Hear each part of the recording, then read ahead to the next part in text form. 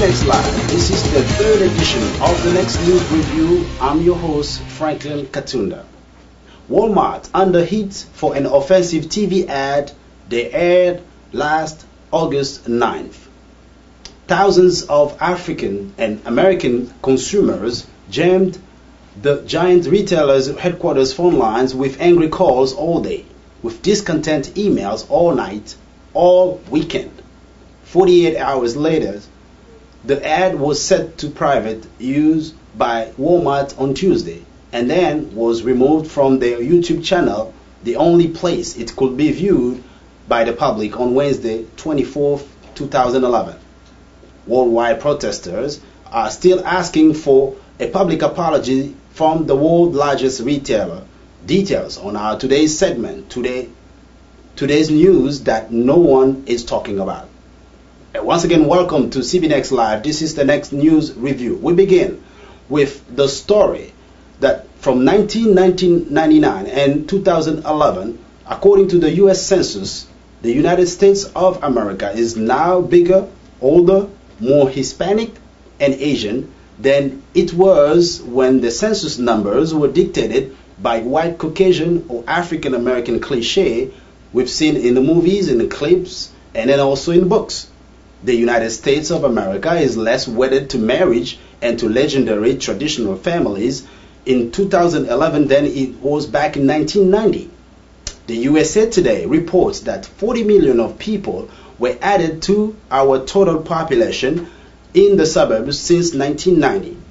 The resident population under 18-year-old is getting lower to a 24% decrease. And at the same time, other numbers reveal that about 41% of newborn coming out of hospitals are coming from unmarried women, which is representing a almost double increase from the 26% reported in 1990. And very alarming, in this new census, it is showing that the population of 85-year-old or the senior citizens have doubled from 1990 to a higher number of 5.5 million people in these 2 decades.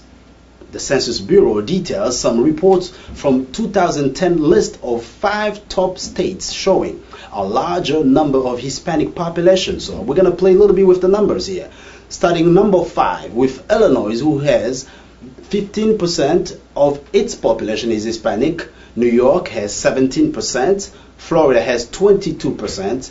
Texas is 37%, and California is number 1 with the highest number of Hispanic population with 37.6%.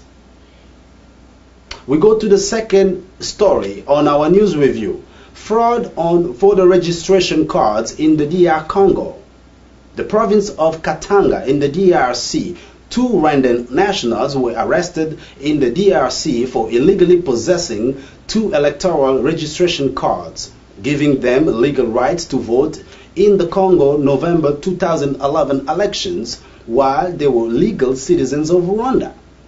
Rwandan nationals identified as Mr. Murasisa and Indanga Mutu, whose passports at the time of arrest were admitted in the Congo under a visitor's visa and amazingly were holding an electoral card issued by the CENI, the National Independent Electoral Committee. The 2 dishonest men were apprehended by the immigration services for possession of fraudulent documents and prosecuted by the order of the city manager of the city of Kagame, and they were indicted in court at the Tanganyika border by the order of Mr. Bernard Bukala Nganja.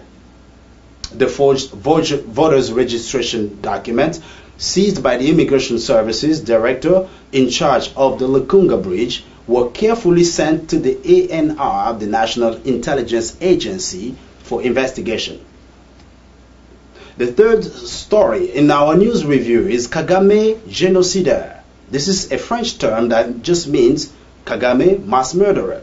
In a very tense atmosphere of protest among Congolese and Rwandan residents in Paris and an outrage among the French human rights groups, politicians, and the French army officers, President Nicolas Sarkozy of France, in the middle of the protest and criticism, received Mr. Paul Kagame of Rwanda at the Élysée, the French presidential palace. Speaking to reporters after the meeting, Paul Kagame, who is being accused by his own people, the Rwandans of the tribe of Hutu, to be the mastermind of the horrific killings, said that he and Mr. Sarkozy spoke about the future of the two countries and dismissing everything else that he heard before. The two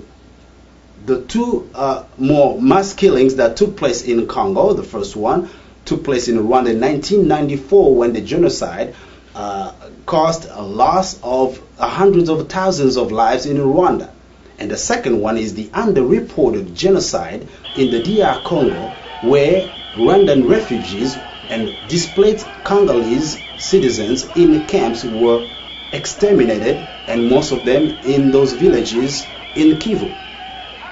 France and Rwanda's relationships were ruptured when Rwanda accused French to be the supporter of the Hutu-led regime of late President Juvenal Habyarimana, when in 1994 Rwandan genocide took place. Meanwhile, the French media gave a little room in its report to the protests that affected the city of Paris.